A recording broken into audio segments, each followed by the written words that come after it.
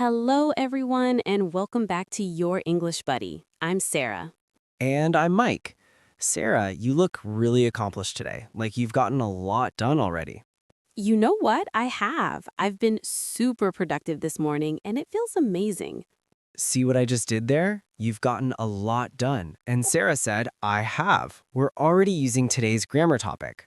Exactly. Today, we're diving into one of the most useful and honestly one of the most confusing English tenses, the present perfect.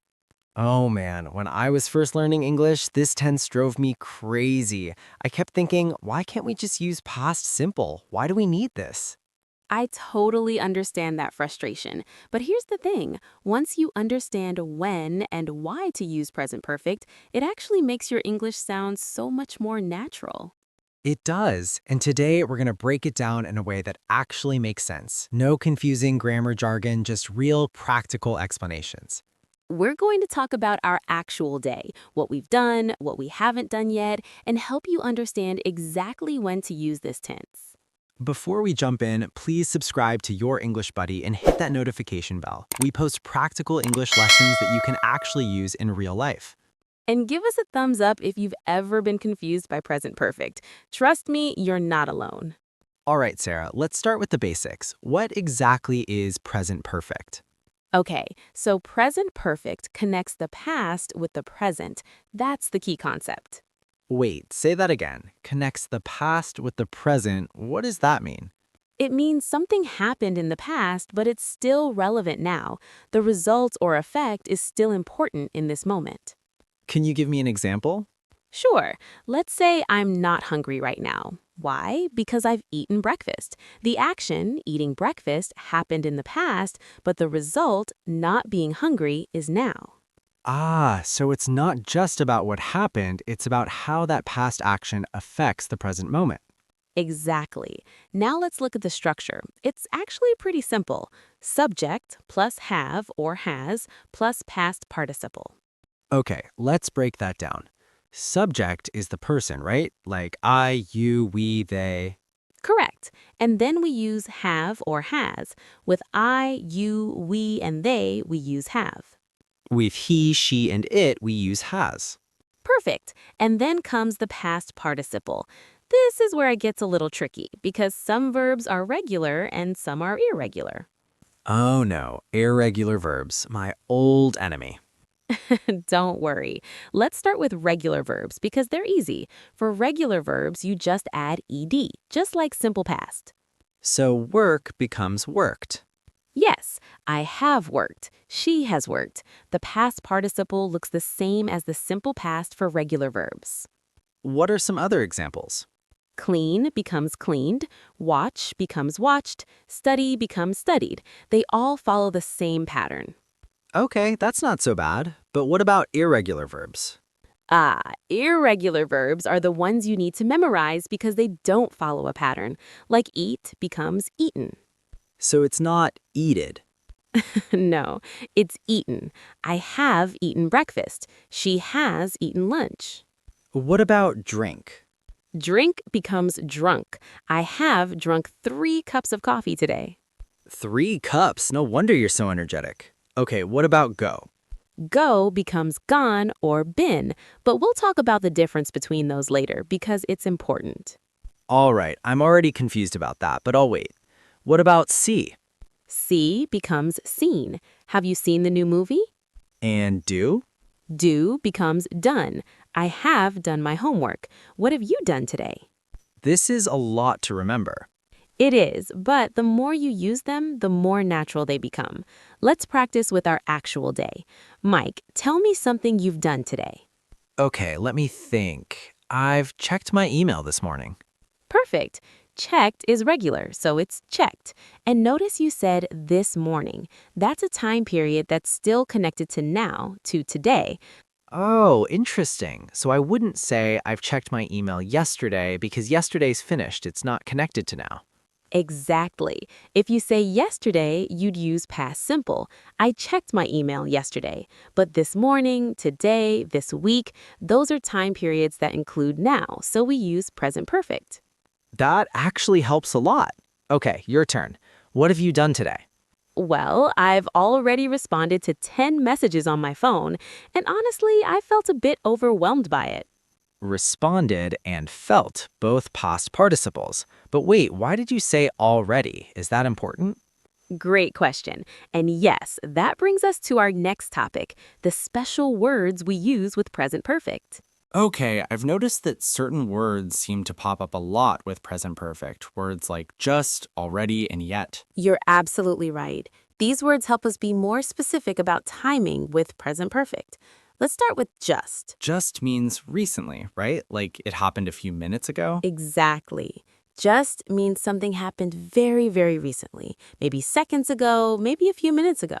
For example, if my phone buzzes right now, I can say, I've just received a text message. Oh, so it literally just happened. What about, oh, wait, my phone actually just buzzed. I've just gotten a notification.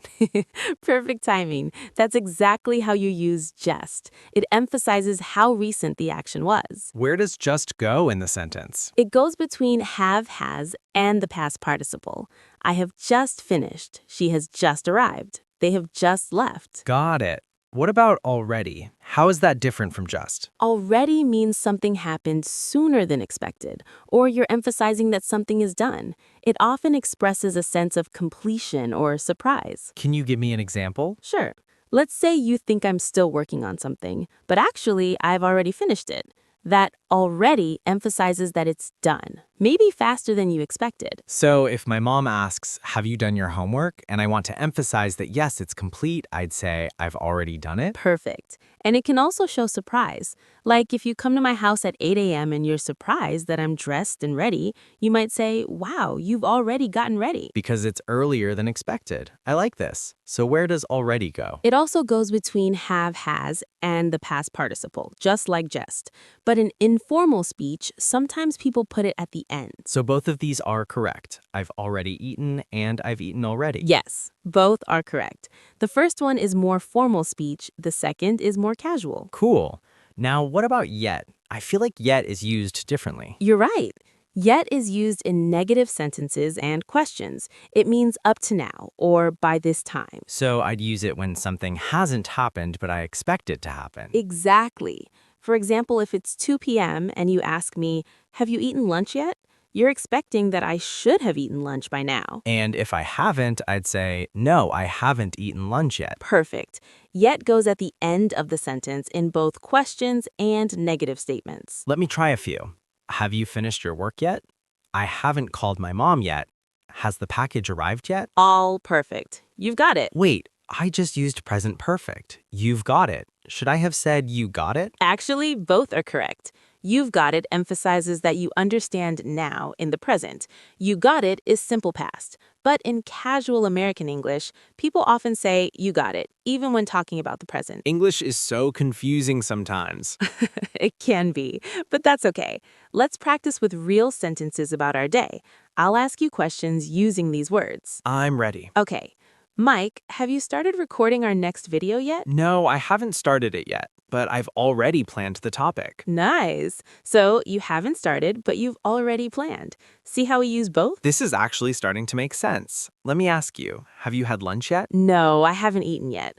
I've just been so busy with work that I forgot. Just been so busy. Very recent. See, I'm learning. Okay, Mike, now we're going to talk about another way we use present perfect. Talking about life experiences. Life experiences? You mean like things I've done in my whole life, not just today? Exactly. Present perfect is perfect for talking about experiences without mentioning when exactly they happened, because the specific time doesn't matter. What matters is the experience itself. So I could say I've traveled to Japan if I want to talk about my experience, but I don't need to say when. Perfect. And if you want to add when, you'd switch to past simple. I traveled to Japan in 2019. But if the when doesn't matter, present perfect works great. This is where ever and never come in, right? Yes. Ever is used in questions to mean at any time in your life, and never is used in negative statements to mean not at any time in my life. Can you give me some examples? Sure. Have you ever eaten sushi? Have you ever been to New York? Have you ever tried skydiving? And I could answer, yes, I have, or no, I haven't, or no, I've never tried skydiving. Exactly. Let's practice with real questions. Mike, have you ever broken a bone? Yes, I have. I broke my arm when I was 10 years old. I fell off my bike. Notice what happened there? I asked with present perfect because I'm asking about your life experience in general, but when you answered with specific details and a time, you switched to past simple. I broke my arm when I was 10. Oh, wow, I didn't even realize I did that. So present perfect for the general question, past simple for the specific details? Exactly. It happens naturally. Your brain knows when to switch. That's actually really cool. Okay, my turn to ask. Sarah, have you ever forgotten someone's name right after they told you?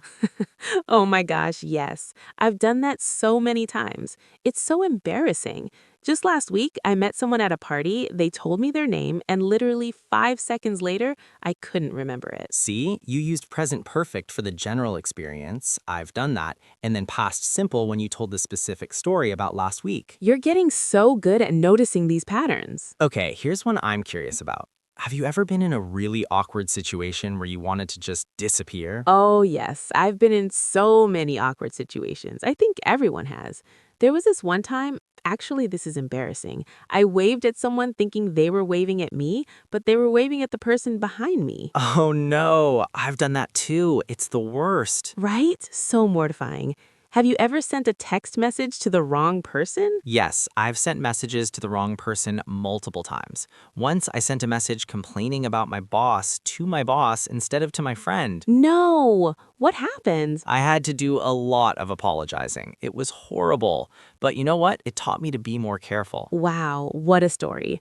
And notice how naturally we're using present perfect to talk about these experiences. Yeah, it really does feel natural when you're just talking about experiences without worrying about exact times. All right, Mike. Remember earlier when you asked about been versus gone? Yes, I've been wondering about that this whole time. Good use of present perfect. Okay, so both been and gone are past participles of go, but they mean different things. Wait, they're both from go? That's confusing. I know, but here's the key difference. Gone means someone went somewhere and they're still there. They haven't come back yet. Been means someone went somewhere and came back. It's a completed round trip. Can you give me examples? Sure. If I say Mike has gone to the store, that means Mike is at the store right now. He hasn't returned yet. So if someone calls looking for me, you'd say, sorry, he's gone to the store? Exactly. But if I say Mike has been to the store, that means you went to the store and you're back now. It's describing your experience or the fact that the trip is complete. Oh, so been is for completed trips, gone is for trips where the person is still away. Perfect understanding. Let me give you a scenario. Your friend Maria isn't home. She went to work this morning and she's still at work. How would you describe this? Maria has gone to work? Correct. She's still there. Now, your friend Tom went to the gym this morning, but he's back home now. How would you describe this? Tom has been to the gym? Perfect. You've got it. Wait, I just used present perfect again. You've got it. I'm doing this naturally now. You are. That's amazing. Now, here's another important use of been, talking about places you've visited in your life. Like, I've been to Paris? Yes, when we talk about countries or cities we visited as life experiences, we always use been, never gone. Because gone would mean I'm still there. Exactly. I've been to Paris means you visited Paris at some point in your life and came back. It's about your experience. What if I want to say I'm in Paris right now? Then you'd use present simple, I'm in Paris right now, or I'm currently in Paris, not present perfect. Oh, this makes so much sense. Can I practice with you? Of course. Okay, so Sarah, where's your brother right now? Is he home?